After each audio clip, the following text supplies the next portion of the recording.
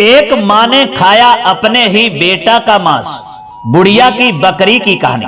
नमस्कार दोस्तों, स्वागत है आप सभी दर्शक भाइयों का पुनः हमारे YouTube चैनल दर्पण ज्ञान गंगा में।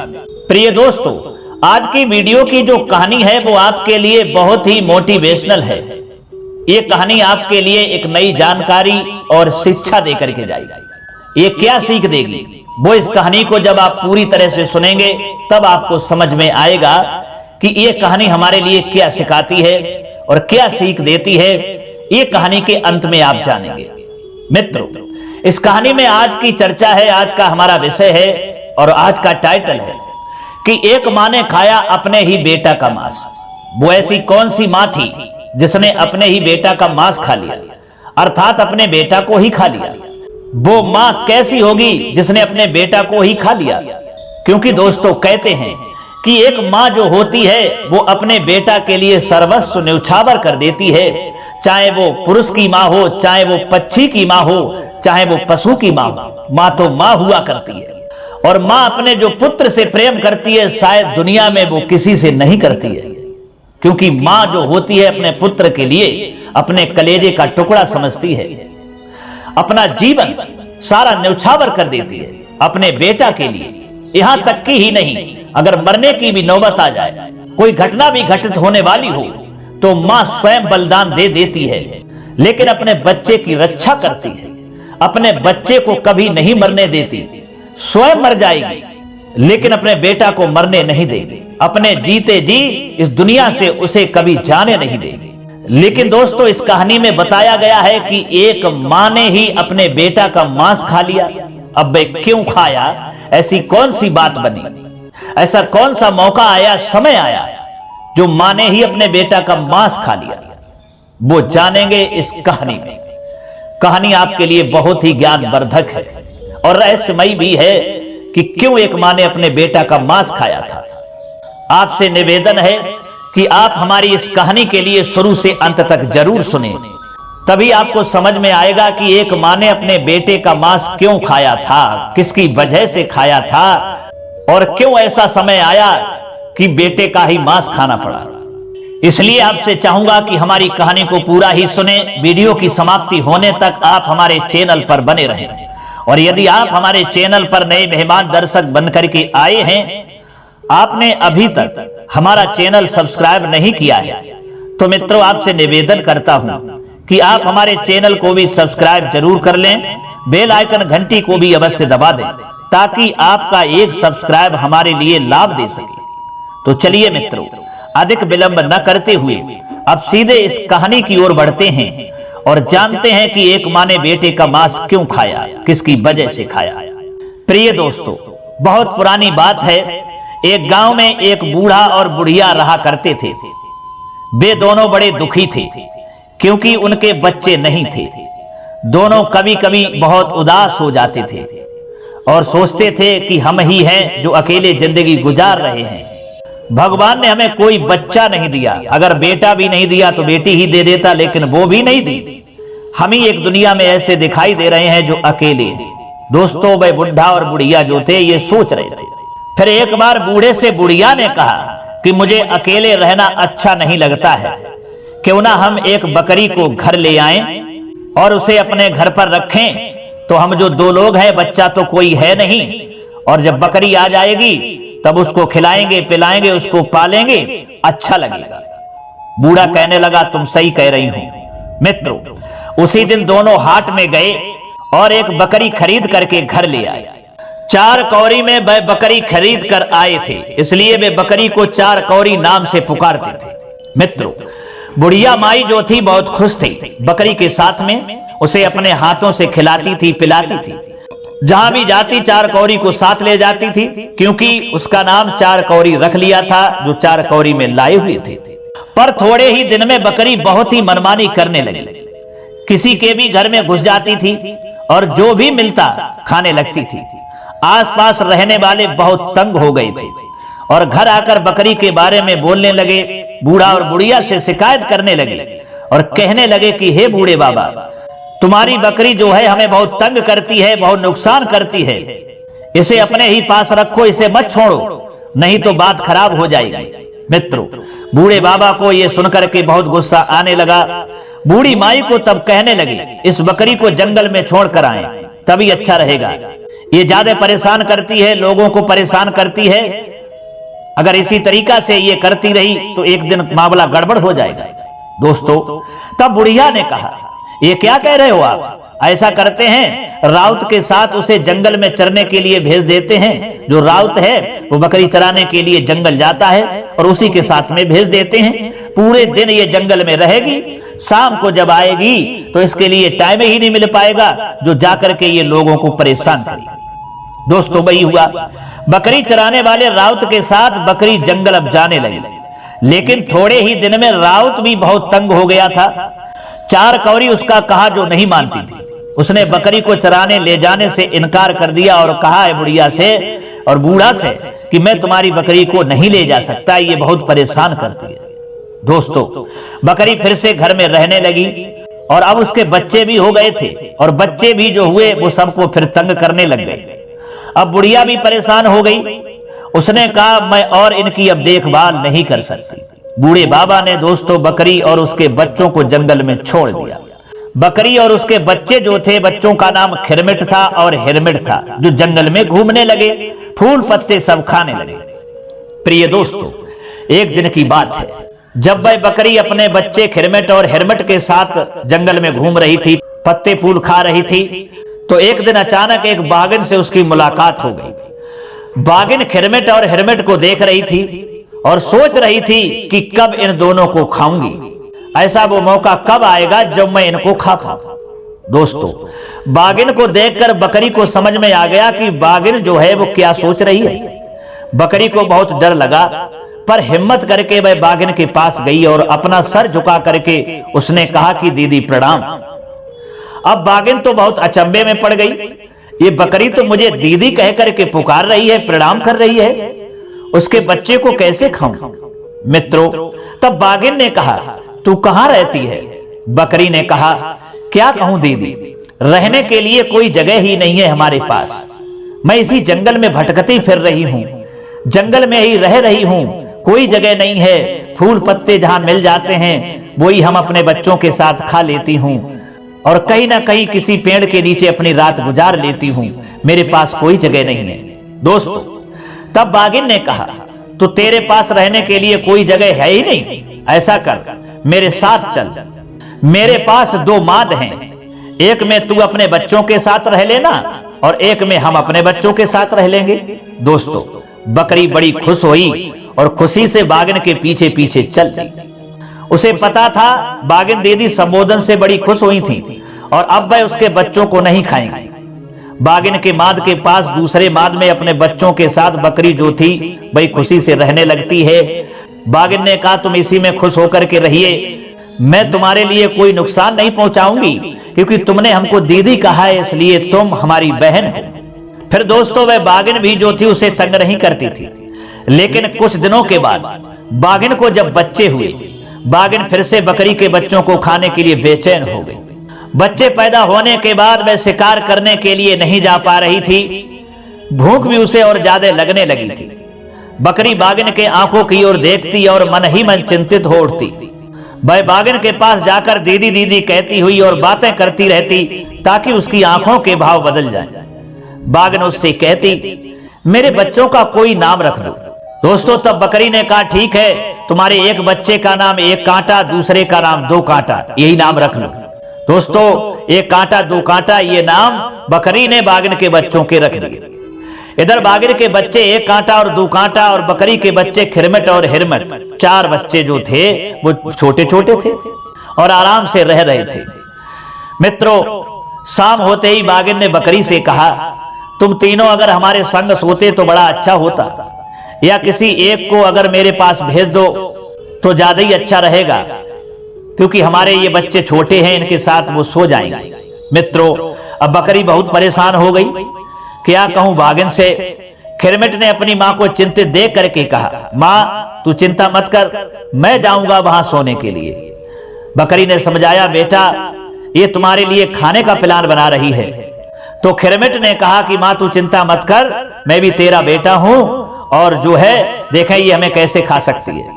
दोस्तों, बागिन के माद में जाकर के खिरमट ने कहा, मौसी मौसी मैं आ गया। बागिन बड़ी खुश हुई। उसने खिरमट से कहा, तू उस किनारे सो जा और ये बच्चा हमारा इस किनारे सो जाएगा।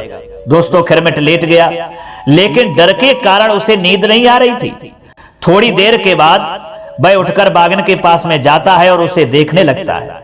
देखता है कि बागिन सो गई है या नहीं सोई है। फिर उसने देखा कि बागिन गाढ़ी नींद में सो रही थी।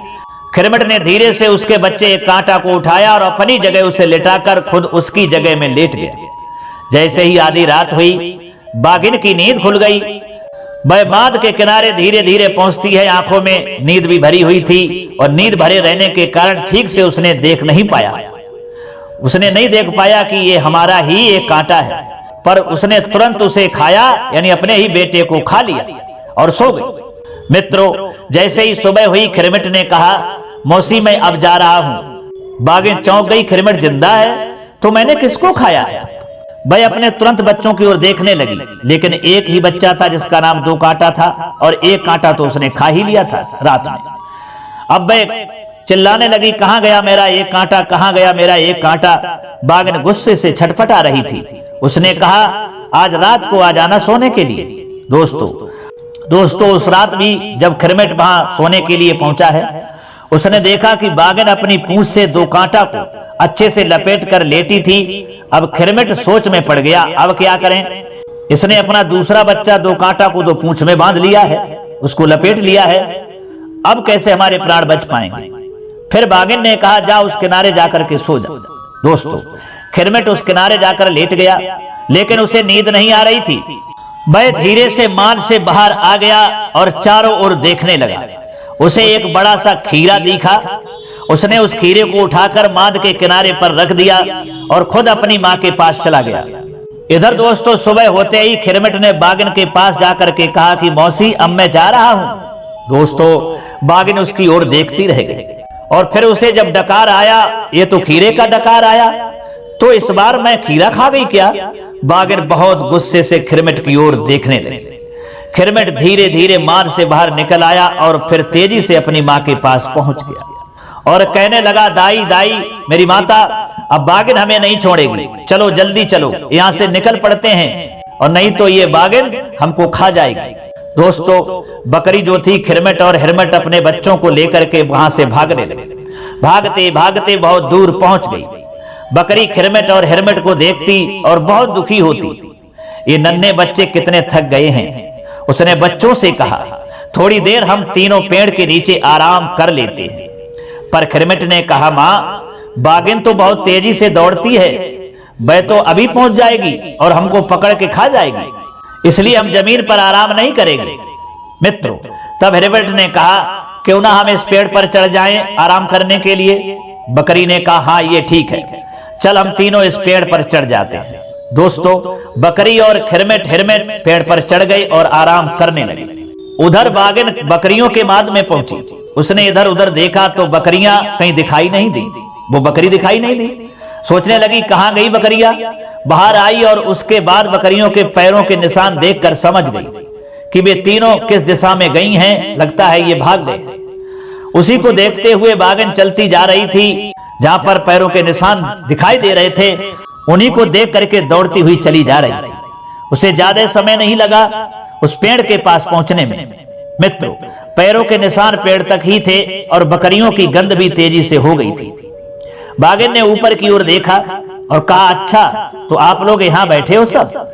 बागिन ने कहा, अभी तुम तीनों को मैं खा जाऊंगा, तुमने बहुत परेशान किया, अभी मैं ऊपर आती हूँ और इस खिरमट की वजह से ही मैंने अपने ही बेटे को खा लिया। मैं इसको खाने को था, लेकिन ये चालाकी से बच गया और हमारे ही बच्चे को इसने खिलवा दिया। इसको तो मैं कदापि नहीं छोड़ूंगा। दोस्तों, खिरमट और हिरमट जो थे उस बागिन की बात को सुनकर के डर गए थे। डर करके मां से लिपट गए। तब बकरी ने कहा, अरे डरते क्यों हो? जब तक हम पेड़ के ऊपर बैठे हैं वह बागिन हमें खा ही नहीं सकती। अब खिरमट के मन में हिम्मत हुआ। उसने कहा, दे तो दाई मां सोने का डंडा, अभी देखते हैं इसको। बागिन ने सोचा, पेड़ के ऊपर बकरी के पास सोने का डंडा कहां से आएगा? बागिन ने कहा, सोने का डंडा तुझे कहां से मिला? तब बकरी ने कहा, खिरमिट हिरमिट ये ले डंडा। ये कहकर बकरी ने ऊपर से एक डंडा फेंका, बागिन के पीठ पर वह लकड़ी गिरी। बागिन ने सोचा डंडा तो डंडा ही है, चोट तो लगती ही है, वह वहां से हट गई, लेकिन पेड़ के आसपास ही घूमने लगी। मित्रों, अब बकरी कैसे अपने बच्चे को लेकर नीचे उतरे? बकरी मन ही मन बहुत परेशान हो रही थी। उधर बागिन परेशान थी ये सोचकर कि कब तक उसे बकरियों के इंतजार में पेड़ के नीचे रहना पड़ेगा। दोस्तों, तभी बागिन ने देखा वहां से 3-4 बाघ जा रहे थे। सबसे जो बड़ा बाघ था उसका नाम था वडवा। बागिन वडवा के पास गई और उस पेड़ की ओर संकेत किया जिस पेड़ पर बैठी थी वो सब बकरियां। वडवा तो बहुत खुश हो गया, वह अपने साथियों को साथ लेकर पेड़ के नीचे आकर खड़ा हो गया। दोस्तों, बकरी अपने बच्चों से कह रही थी, डर किस बात का, ये सब नीचे खड़े होकर हमें देखते ही रहेंगे, लेकिन ऊपर नहीं आ पाएंगे, इनकी औकात नहीं है जो पेड़ पर चढ़ पाए। लेकिन मित्रों, तभी उस बकरियों ने देखा कि वडवा जो है पेड़ के नीचे खड़ा हो गया, उसके ऊपर बागिन, बागिन के ऊपर और एक बाघ, उसके ऊपर फिर बागिन, बागिन के ऊपर और बाघ। दोस्तों, जो चौथा बाघ था पेड़ के ऊपर तक आ चुका था। बकरी अब डर गई थी, कैसे बचाएं अपने बच्चों के लिए और अपने प्राणों की रक्षा करें। मित्रों, तभी जो उसका बेटा खिरमिट था उसने कहा, दे तो दाई मां सोने का डंडा, अभी मारू तरी का बंडा। मित्रों, ये सुनकर के जो सबसे नीचे वाला बाघ था उसका नाम वडवा था और उसने कहा था खिरमिट ने कि जल्दी से दे माई सोने का डंडा और अभी मारू तरी का बंडा। ये सुनकर के सबसे नीचे वाला जो बंडा था, बाघ था, वो घबरा गया, सोचने लगा लगता है हम सबसे नीचे हैं और हमारी ही नौबत पहले आई। डर के मारे जो वह बाघ वडवा था वो भागने लगा और जैसे ही वह भागने लगा बाकी सब बाघ धड़ाम धड़ाम जमीन पर गिरने लगे। गिरते ही सभी बाघ भागने लगे। सबको भागते देख करके बागिन भी भागने लगी। तब बकरी ने कहा, चल खिरमिट, चल हिरमिट, हम भी यहां से भाग चले, नहीं तो बागिन फिर से आ जाएगी, पता नहीं कितनों को लेकर के आएगी। दोस्तों, वही हुआ। बकरी अपने बच्चों को साथ लेकर के दौड़ने लगी और दौड़ते दौड़ते जंगल से बाहर आ गए। तीनों सीधे बूढ़ी माई के घर पर पहुंच गए और बूढ़ी माई को चारों ओर से घेर लिया। बूढ़ी माई और बूढ़ा बाबा जो थे उन तीनों को देख करके बड़े खुश हुए। फिर उन सब के साथ में खुशी खुशी वो रहने लगे। तो मित्रों, ये थी एक बुढ़िया की बकरी की कहानी, जिस कहानी में एक बागिन मां जो थी उसने ही अपने बेटा को खा लिया था, अपने बेटे का मांस खा ली थी। और वो जो उसने बेटा खाया वो उस बकरी के बच्चे को समझ करके खाया था कि मैं बकरी का बच्चा खिरमिट खाऊंगी और इसी को खा रही हूं, क्योंकि नींद में थी, वो पहचान नहीं पाई। तो दोस्तों, इससे ये साफ सिद्ध होता है कि जो दूसरों के लिए गड्ढा खोदता है वो स्वयं पहले गड्ढा में गिरता है और दूसरों के बारे में बुरा सोचता है, उसका विनाश सोचता है, उसे मारना चाहता है, तो उसका स्वयं ही विनाश हो जाता है। जो दूसरे के बच्चों को मारना चाहता है वह स्वयं अपने ही बच्चे से हाथ धो बैठता है, अब चाहे वो मानव हो, चाहे पशु हो, चाहे पक्षी हो, क्योंकि कुदरत का नियम जो है वो सबके लिए एक बराबर है। वह बागिन मां जो थी अपने ही बच्चे को खा गई, क्योंकि वो खाना तो दूसरे के बच्चे को चाहती थी, लेकिन कुदरत का नियम कोई चेंज नहीं कर सकता है।